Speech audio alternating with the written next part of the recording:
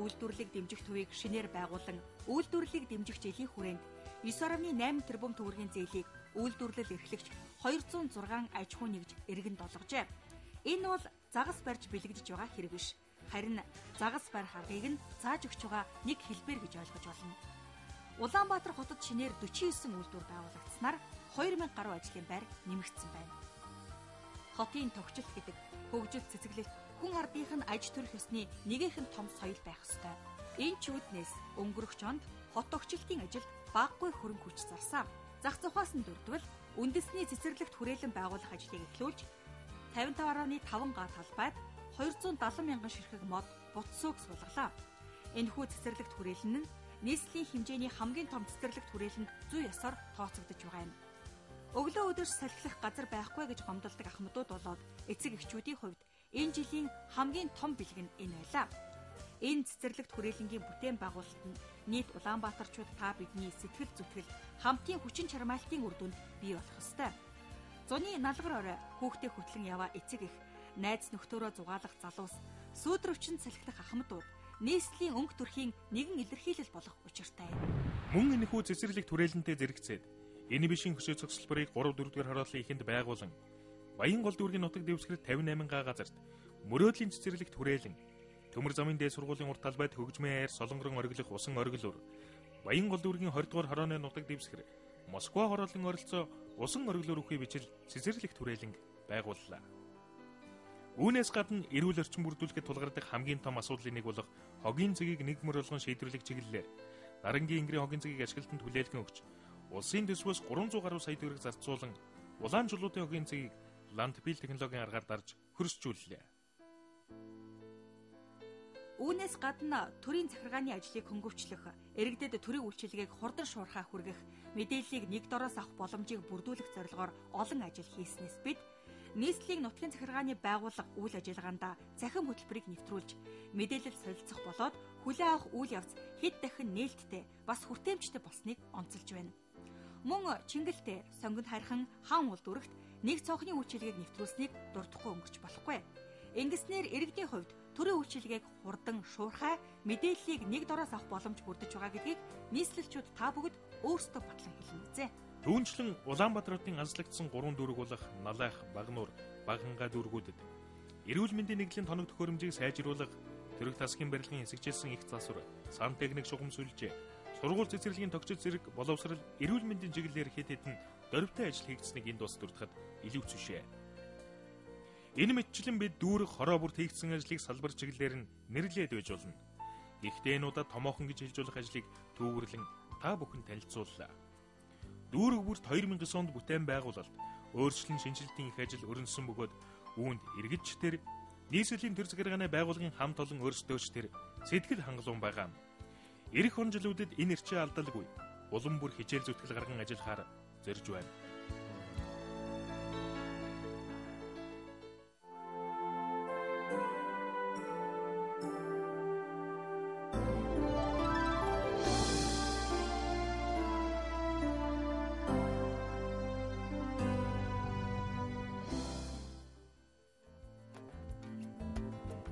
Нийслэлийн засаг дарга бөгөөд Улаанбаатар хотын захирагчийн 2009-өөс 2012 оны бүрэн эрхийн хугацаанд Улаанбаатар хотын эрчимтэй хөгжих их суурь тавигдсан үе байх болно гэж томьёолж байгаа юм.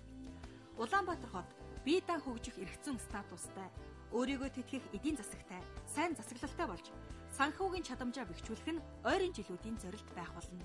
Энэ хүрээнд эдийн засаг, нийгэм, байгаль орчны хөгжлийн тэнцвэрт харьцааг тогтоон оршин суугчдын соёлтой, амгалан тайван, хангалуун амьдрах нөхцөлийг бүрдүүлэн эдийн засгийн тогтвортой хөгжлийг төлөвшүүлэхийг зорж байна. Нийслэлийн өөрөө удирдах ёсны болон нутгийн захиргааны байгууллагууд эдгээр зорилтыг хэрэгжүүлэхтэй. Нэгдүгээрт нийслэлийн болон Улаанбаатар хотын эрхцэн хүчнийг сайжруулах. Хоёрдугаарт хотын өсөлтийн ерөнхий менежментийг судлан шийдвэрлэх, өсөлтийг чиглүүлэх аргыг нэвтрүүлэх, иргэд аж ахуй нэгжийн суурьшил, байршлыг ерөнхий төлөвлөгөө, оршин суугчдын нийтлэг эрх ашигын үүднээс шийдэж байх. Гуравдугаар нийслэлийн санхүүгийн чадварыг сайжруулах стратегийг баримтлаж байна. Товчоор хэлбэл суурьшил, эрхцэн орчин, санхүүгийн чадвар нь ойрын жилүүдийн үйл ажиллагааны тулгын 3 чулуу байх болно. Нийслэлчүүд шинэ зууны шинэ 10 жилдээ дэвшин ороод байна. Энэ бол зөвхөн цаг хугацааны зааг биш ээ. Эх 10 жил Улаанбаатар хотын хувьд хурдастай хөгжлийн үе байх бөгөөд 2010 он бол нийслэлийн хувьд шинэ 10 жилийн хөгжил шинтгэлийн гараа байх болно. 2010 оныг нийслэлийн дэр захиргааны байгууллагын зүгээс нийслэлийн эрх зүйн орчныг сайжруулах жил болгон зарлаж энэ чиглэлээр томоохон их заргахаар ажиллаж байна. Нийслэл Улаанбаатар хотын хөгжлийн бодлого, стратегийг хангаж чиглэсэн багц хуулийн төсөл боловсруулан Монгол улсын засгийн газар улсын хурлаар хилцүүлэн батлуулах зорилт тавьсан. Энэ бүх ажлын үр дүнд Улаанбаатар хот бие даан хөгжих, асуудлаа бие даан шийддэг байх. Иргэд орсон суугчдынхаа эрүүл, аюулгүй орчинд амьдрах нөхцөлийг бүрдүүлэхэд үнэхээр том дэвшил гарах болно. Монгол улсын үндсэн хуулийн 13 дугаар зүйлд Монгол улсын нийслэл нь Улаанбаатар хот байна. За нийслэл Улаанбаатар хот эрхцэн үнцийг хуулиар тогтооныг заасан байдаг. Үндсэн хуулийн өг заалтын дагуу 1994 онд улсын хурлаас нийслэл эрхцэн байдлын хуулийг анх батлан гаргасан нь өнөөгийн нийслэл Улаанбаатар хотын эрхцэн үнцийг шинээр тогтоосон ийм шийдвэр болсон.